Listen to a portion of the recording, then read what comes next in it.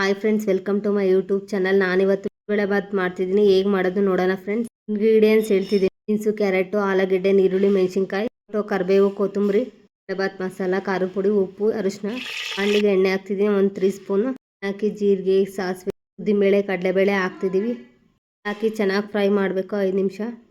ಕರ್ಬೇವಿನ ಸೊಪ್ಪು ಹಾಕ್ತಿದ್ದೀನಿ, ಮೆಣಸಿನ್ಕಾಯಿ ಹಾಕ್ತಿದ್ದೀನಿ, ಈರುಳ್ಳಿ ಹಾಕದೆ ಕಾಬೂನ್ ಕಡಲೆ ಹಾಕ್ತಿದ್ದೀನಿ, ಕ್ಯಾರೆಟು, ಆಲೂಗಡ್ಡೆ, ಟೊಮೊಟೊ ಹಾಕ್ತಿದ್ದೀನಿ, ಸ್ವಲ್ಪ ಹಾಕ್ತಿದ್ದೀನಿ.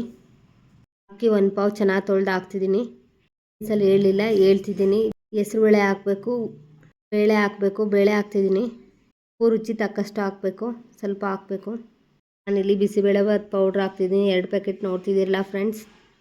ಖಾರದ ಪುಡಿ ಹಾಕಬೇಕು, ಅರಿಶಿನ ಸ್ವಲ್ಪ ಹಾಕಬೇಕು. ಚೆನ್ನಾಗಿ ಮಿಕ್ಸ್ ಮಾಡಬೇಕು. ಕೊತ್ತಂಬರಿ ಹಾಕ್ತಿದ್ದೀನಿ ಲಾಸ್ಟಿಗೆ. ಸ್ವಲ್ಪ ನೀರು ಹಾಕ್ತಿದ್ದೀನಿ. ನೀರು ಹಾಕಿ ಚೆನ್ನಾಗಿ ಹುರಾಡಬೇಕು. ಸ್ವಲ್ಪ ತುಪ್ಪ ಹಾಕ್ತಿದ್ದೀನಿ, ಟೇಸ್ಟ್ ಚೆನ್ನಾಗಿರುತ್ತೆ. ಕುಕ್ಕರಲ್ಲಿ ಮಾಡ್ತಿದ್ದೀನಿ. ಬಿಸಿಬೇಳೆಬಾತ್ ಜಾಸ್ತಿ ಆಗುತ್ತೆ.